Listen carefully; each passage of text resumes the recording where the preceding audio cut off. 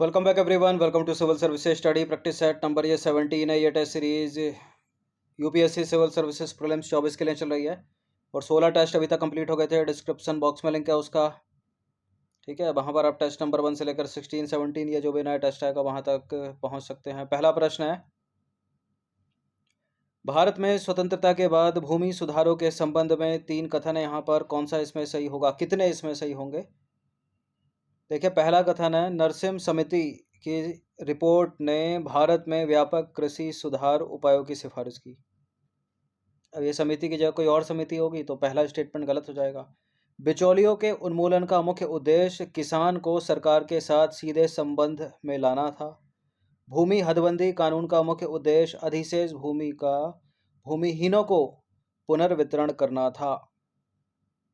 भारत में भूमि सुधार स्वतंत्रता के बाद। पहला गलत है, नरसिम्हा समिति नहीं थी, कुमारप्पन समिति थी, ठीक है। कुमारप्पन समिति की रिपोर्ट ने देश में व्यापक कृषि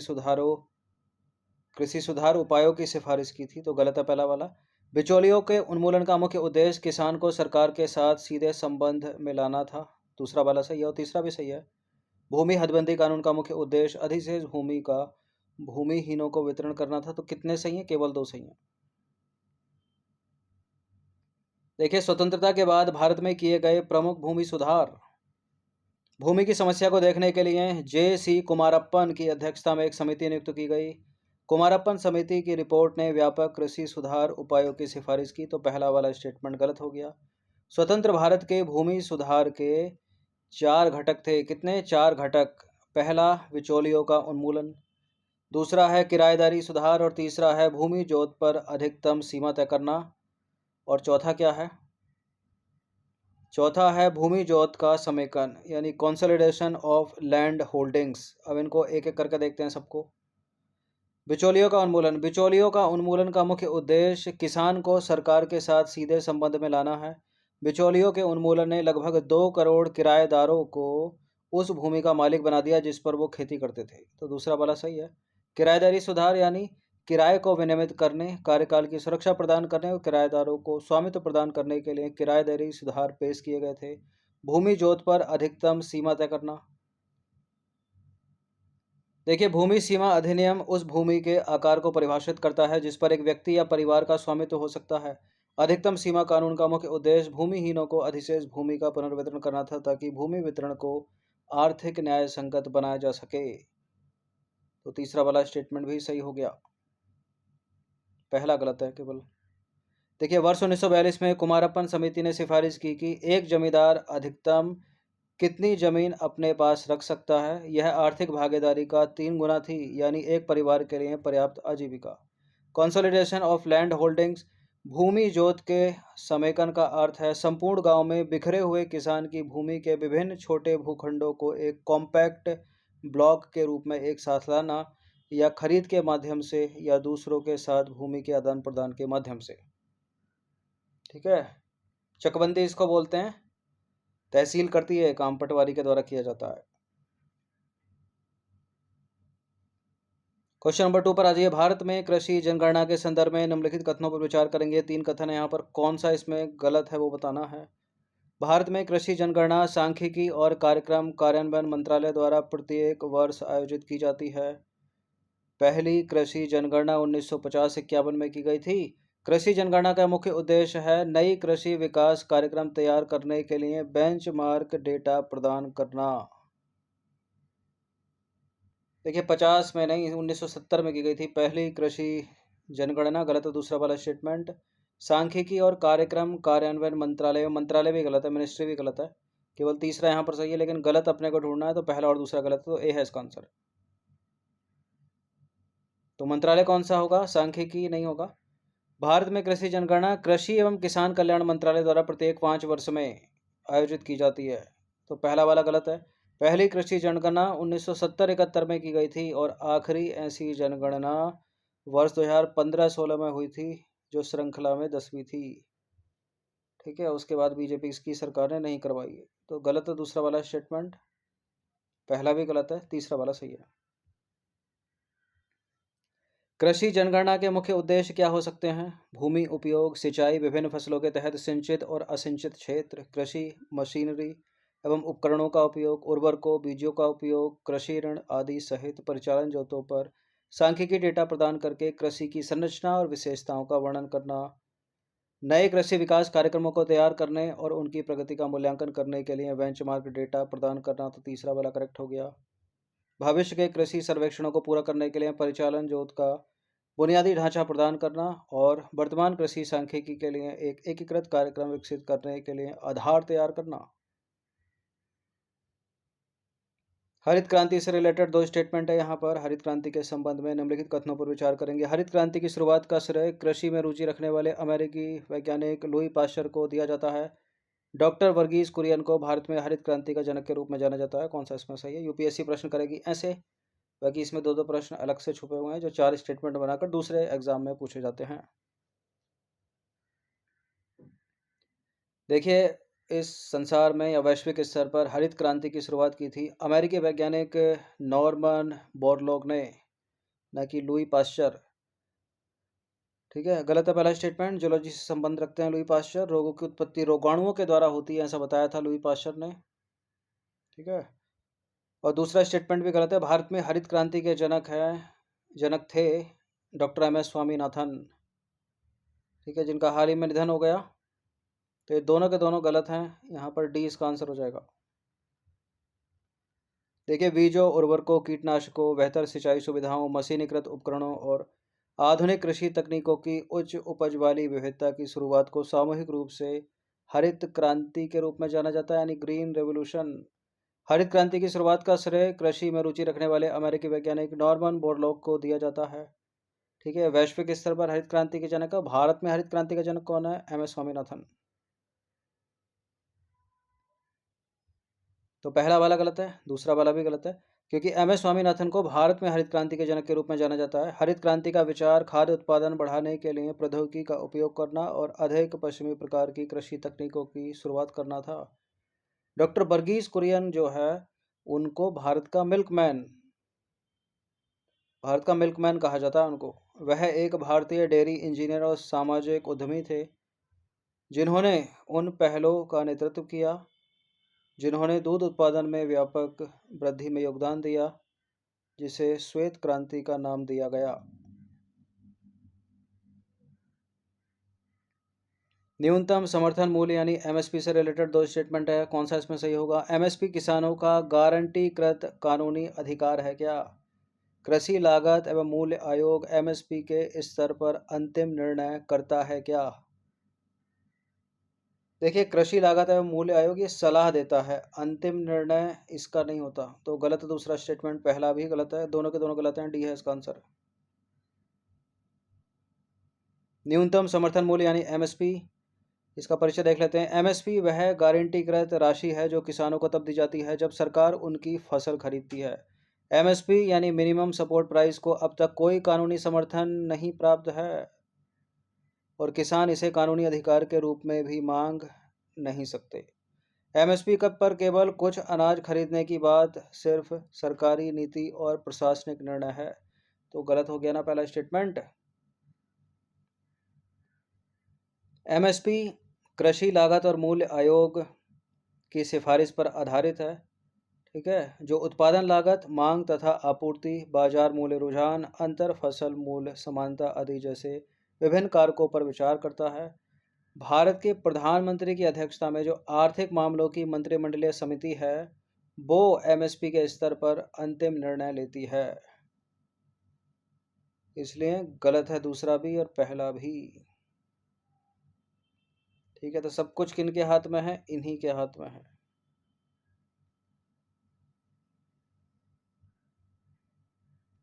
क्वेश्चन नंबर 5 पर आ जाइए। लघु वन उत्पादों के लिए न्यूनतम समर्थन मूल्य के संदर्भ में विचार करेंगे। यह कृषि और किसान कल्याण मंत्रालय के तहत एक केंद्र प्रायोजित योजना है।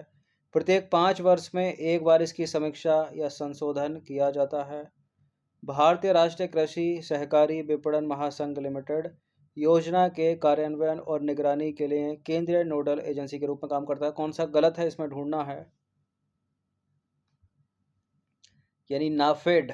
नाफेड नोडल एजेंसी के रूप में काम करता है, गलत है। ट्राइफेड होना चाहिए यहाँ पर। 5 वर्ष भी गलत है, यहाँ पर 3 वर्ष होगा। कृषि एवं किसान कल्याण मंत्रालय के तहत लघु वन उत्पादों, ये भी गलत है, जनजातीय मामलों का मंत्रालय होगा। तो कौन सा सही हो गया इसमें? कोई भी सही नहीं हुआ, मतलब कौन सा गलत हो गया इसमें? तीनों के तीनों गलत हो गए। डी है इसका आंसर।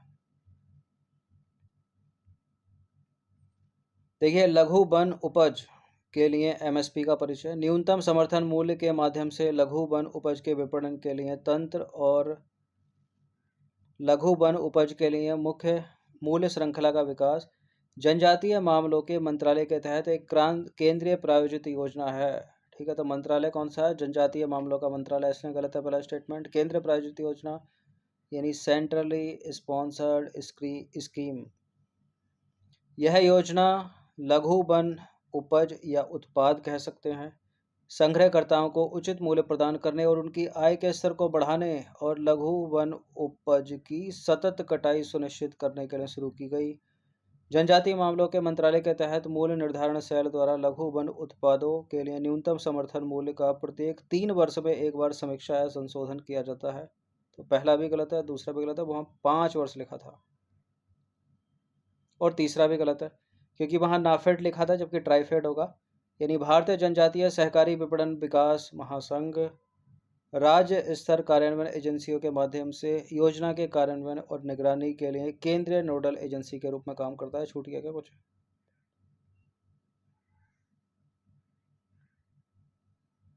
क्वेश्चन नंबर 6 पर आ जाइए। कृषक उत्पादक संगठन के संदर्भ में निम्नलिखित कथनों पर विचार करेंगे। कृषक उत्पादक संगठन एक कंपनी, एक सहकारी समिति, एक ट्रस्ट या किसी अन्य प्रकार की वैधानिक इकाई है जो कृषि के बीच लाभ साझा करने का प्रावधान करती है।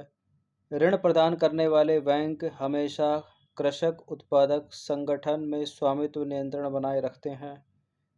राष्ट्रीय कृषि और ग्रामीण विकास बैंक यानी नाबार्ड कृषक उत्पादक संगठन सदस्यों को प्रति सदस्य 25,000 रुपये की अधिकतम सीमा तक शेयर पूंजी में योगदान हेतु बिना किसी संपार्श्विक के ऋण प्रदान करता है।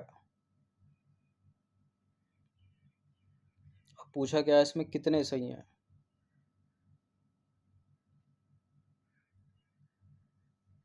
देखिए, पहला वाला ठीक है। ठीक है, बैंक हमेशा कृषक उत्पादक संगठन में स्वामित्व नियंत्रण बनाए रखते हैं, बैंकों के पास नहीं होता नियंत्रण। और नाबार्ड वाला भी सही है, तो 2 सही हो गए यहाँ पर। कितने सही हो गए? केवल 2, यानी ऑप्शन नंबर बी है इसका आंसर। देखिए, कृषक उत्पादक संगठन एक कंपनी, सहकारी समिति, ट्रस्ट या किसी अन्य प्रकार की वैधानिक इकाई है जो कृषि के बीच लाभ साझा करने का प्रावधान करती है। स्वामित्व नियंत्रण सदैव सदस्यों या किसानों के पास होता है, बैंकों के पास नहीं होता। और प्रबंधन सदस्यों के प्रतिनिधियों के माध्यम से होता है। ठीक है, कृषक उत्पादक संगठन का मुख्य उद्देश्य अपने स्वयं के संगठन के माध्यम से किसानों के लिए बेहतर आय सुनिश्चित करना है। तो दूसरा वाला स्टेटमेंट गलत है, क्योंकि वो बैंकों के पास नियंत्रण कर रहा था, जबकि नियंत्रण सदैव किसके पास है? सदस्यों के, किसानों के पास। देखिए, लघु किसान कृषि व्यवसाय संघ, राष्ट्रीय सहकारी विकास निगम, नाबार्ड हो गया, और एफपीओ की स्थापना को बढ़ोतरी दे रहे। ठीक है, ये सब जो हैं, जैसे कि राष्ट्रीय सहकारी विकास संघ हो गया और लघु किसान कृषि व्यापार संघ हो गया, नाबार्ड हो गया, ये सारे के सारे एफपीओ की स्थापना को बढ़ावा दे रहे हैं और सहायता कर रहे हैं। ठीक है, एफपीओ यानी कृषक उत्पादक संगठन। तो तीसरा वाला स्टेटमेंट सही है। क्यों सही है? राष्ट्रीय कृषि और ग्रामीण विकास बैंक यानी नाबार्ड एफपीओ सदस्यों को प्रति सदस्य 25,000 रुपये की अधिकतम सीमा तक शेयर पूंजी में योगदान हेतु बिना किसी संपार्श्विक के ऋण प्रदान करता है। तो थर्ड करेक्ट है।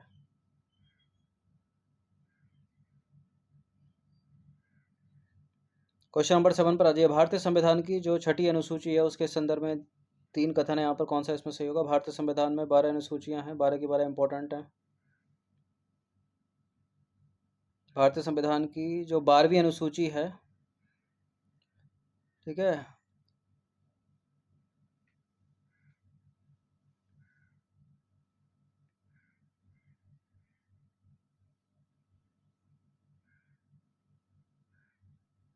देखिए, भारतीय संविधान में 12 अनुसूचियां हैं। जो छठी अनुसूची है उससे रिलेटेड ये प्रश्न है, और ये 12 की 12 अनुसूचियां इंपॉर्टेंट है। इनमें क्या क्या है वो आपको पता होना चाहिए।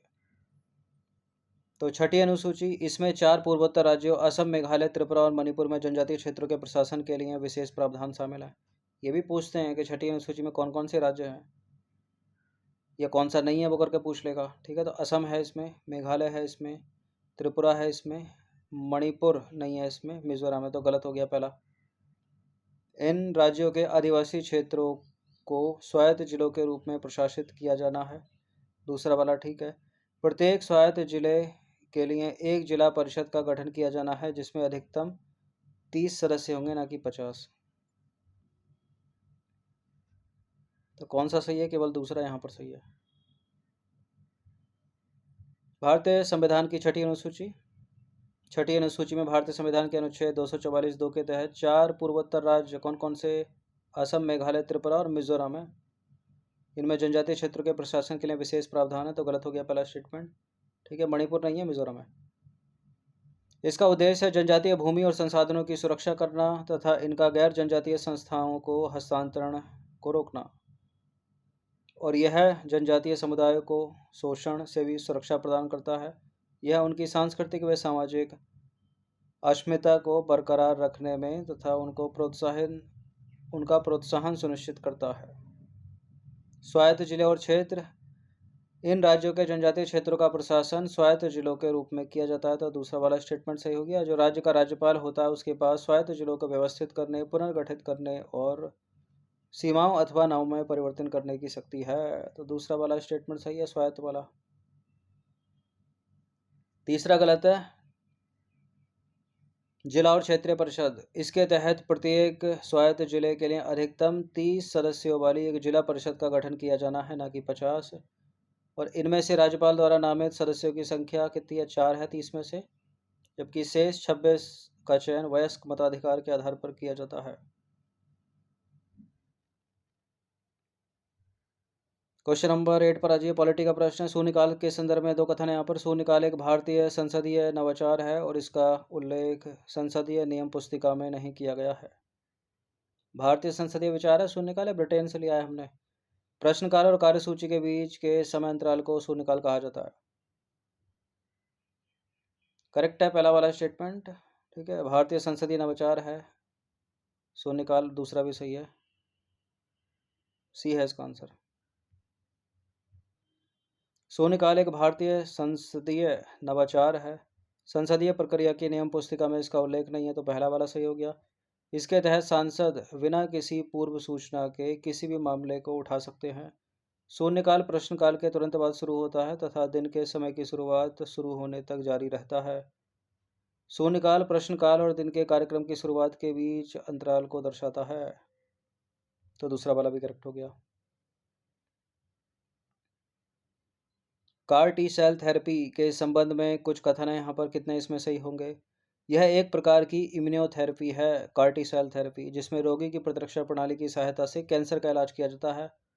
इस थेरेपी को ल्यूकेमिया और लिम्फोमा के लिए अनुमोदित किया गया है। कार टी सेल थेरेपी का उपयोग अत्यधिक किफ़ायती है। किफ़ायती नहीं है, महंगा है बहुत। बाकी कार टी सेल थेरेपी को ल्यूकेमिया और लिम्फोमा के अनुमोदन, इन दोनों के इलाज के लिए अनुमोदित किया गया। ठीक है, दूसरा वाला स्टेटमेंट इम्यूनोथेरेपी या पहला वाला भी सही होगा, तो कितने सही हो गए? केवल 2 यहाँ पर सही हो गए, क्योंकि तीसरा वाला गलत है। देखिए, कार टी सेल थेरेपी, जिसे chimeric antigen receptor T cell therapy के रूप में भी जाना जाता है, एक प्रकार की इम्यूनोथेरेपी है जो कैंसर से लड़ने के लिए मरीज की प्रतिरक्षा प्रणाली का उपयोग करती है, तो करेक्ट हो गया पहला। और कार टी सेल थेरेपी को ल्यूकेमिया और लिम्फोमा के लिए अनुमोदित किया गया है। ल्यूकेमिया यानी श्वेत रक्त कोशिकाओं का उत्पादन करने वाली कोशिकाओं से उत्पन्न होने वाला कैंसर, और लिम्फोमा क्या है? लसिका प्रणाली से उत्पन्न होने वाला कैंसर, तो दूसरा वाला भी सही है, पहला वाला भी सही है। तीसरा वाला गलत है, क्योंकि कार टी सेल थेरेपी के गंभीर दुष्प्रभाव भी हो सकते हैं, जिसमें साइटोकिन रिलीज सिंड्रोम है, और दूसरा है न्यूरोलॉजिकल लक्षण। साइटोकिन रिलीज सिंड्रोम में क्या होगा? प्रतिरक्षा प्रणाली की व्यापक सक्रियता और शरीर की सामान्य कोशिकाओं को संपार्श्विक क्षति होगी या हो सकती है। न्यूरोलॉजी का लक्षण जैसे कि गंभीर भ्रम, दौरे और बोलने में असमर्थता आदि हो सकती है। कार्टी सेल थेरेपी के इलाज के तहत जो इलाज है काफ़ी महंगा है, किफ़ायती नहीं है। तो तीसरा वाला गलत है, दो केवल सही है, पहला दूसरा। ये एक प्रश्न है यहाँ पर ज्योग्राफी का। निम्नलिखित कथनों पर विचार करेंगे। भारत में दूध सागर जो जलप्रपात है वो गोवा और कर्नाटक की सीमा पर स्थित है। एक एलिफेंट जलप्रपात है वो पूर्वोत्तर भारत के मणिपुर राज्य में स्थित है। कौन सा इसमें गलत है बताना है। देखिए एलिफेंट जलप्रपात जो है नॉर्थ ईस्ट के मेघालय राज्य में है। दूध सागर जलप्रपात गोवा और कर्नाटक की सीमा पर स्थित है। पहला वाला सही है केवल, लेकिन गलत अपने को बताना है, तो दूसरा गलत है। दूध सागर जलप्रपात भारत के गोवा राज्य में मांडवी नदी पर स्थित है। यह गोवा और कर्नाटक राज्य की सीमा पर स्थित है, तो पहला वाला सही हो गया। दूध सागर का हिंदी में शाब्दिक अर्थ है दूध का सागर। इस जलप्रपात को यह नाम इसलिए मिला क्योंकि जब जल गिरता है तो ऐसा प्रतीत होता है मानो चट्टानी चट्टानों पर दूध बह रहा हो। कर्नाटक में कई जलप्रपात है जैसे कि जोग जलप्रपात, कई बार प्रश्न बने इससे, एबी जलप्रपात और इरुपु जलप्रपात। ये तो पहला कथन हो गया। अब दूसरे कथन में था एलिफेंट जलप्रपात। एलिफेंट जलप्रपात पूर्वोत्तर भारत के मेघालय राज्य के पूर्वी खासी हिल्स जिले में स्थित है। ठीक है, यह राजधानी शिलोंग से लगभग 12 किलोमीटर दूर है एलिफेंट जलप्रपात। तो गलत है, ऊपर क्या लिखा था, मणिपुर लिखा था।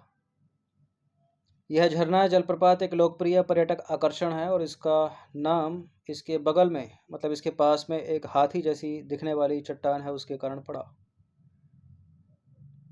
तो पहला वाला स्टेटमेंट है सही, दूसरा वाला है गलत। गलती अपने को बताना है, तो बी है इसका आंसर। ठीक है, मणिपुर में नहीं है एलिफेंट जलप्रपात, मेघालय में है। तो 10 प्रश्न ऐड किए गए थे, इनकी प्रैक्टिस कर लीजिएगा 1 से 2 बार। इस तरह के प्रश्न यूपीएससी में आएंगे।